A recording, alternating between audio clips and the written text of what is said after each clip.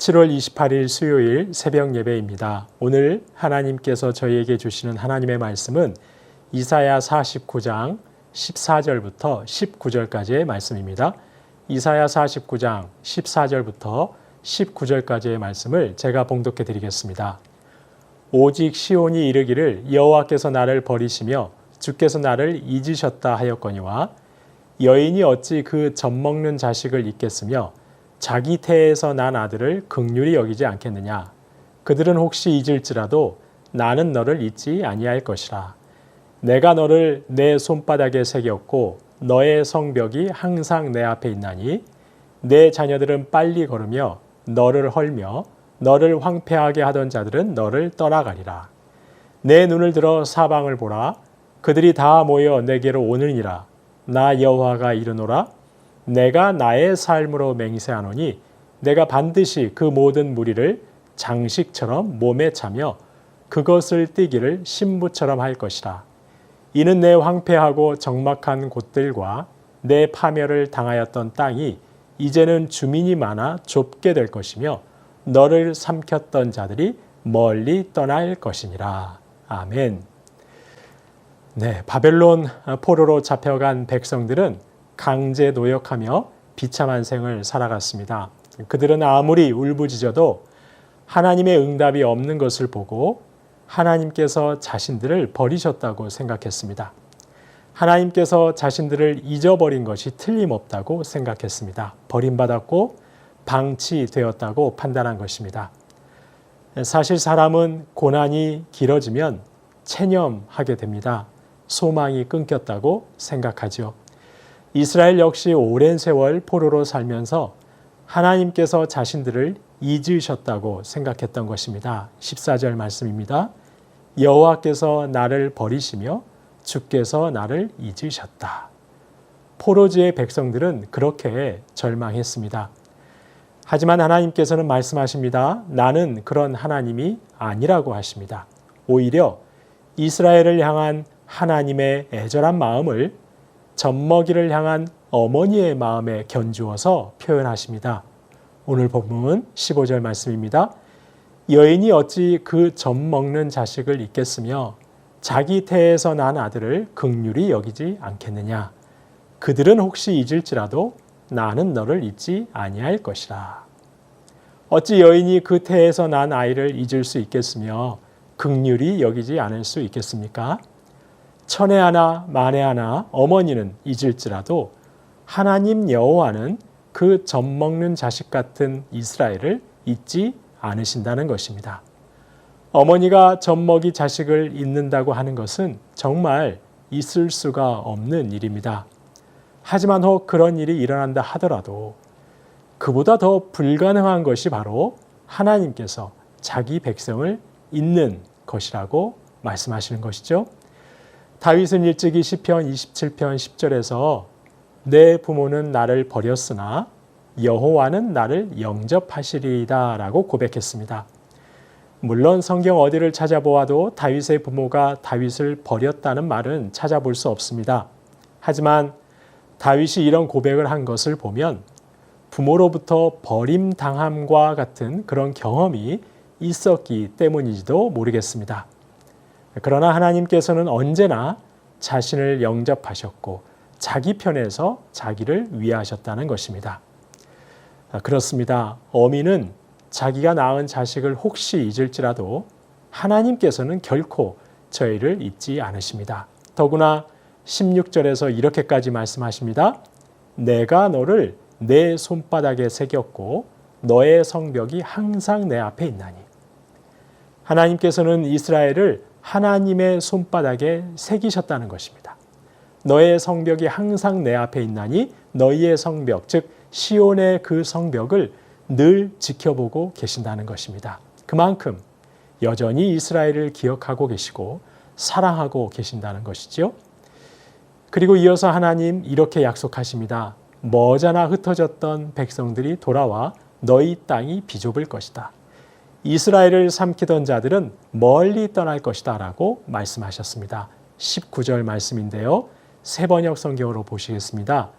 내가 내 땅을 쳤고 황폐하게 하였고 파괴하였지만 이제는 백성이 너무 많아서 내 땅이 비좁다. 너를 삼키던 자들은 너에게서 멀리 떠날 것이다. 회복을 약속해 주십니다. 성도님 여러분, 저희 인생은 얼마나 연약한지 모릅니다. 얼마나 쉽게 낙담하는지 모릅니다. 지금까지 인도하신 그 신실하신 하나님 기억하지 못하고 길어지는 고난에 체념하고 단념하는지 모릅니다. 그때 저희는 무척 힘들겠지만 그래도 하나님의 말씀을 기억해야 하는 것이죠. 그들은 혹시 잊을지라도 나는 너를 잊지 아니할 것이다. 내가 너를 내 손바닥에 새겨놓으라. 너의 성벽을 늘 지켜보고 있노라. 이사야 선지자가 오늘 본문의 말씀을 선포하던 당시 예루살렘은 여전히 황폐하고 적막했습니다. 여전히 억압받고 있었습니다. 그런 그들에게 오늘 본문과 같은 말씀이 주어진 것입니다. 그렇다면 이 말씀을 듣는 포로민들에게는 무엇이 필요했던 것일까요? 바로 믿음의 눈입니다.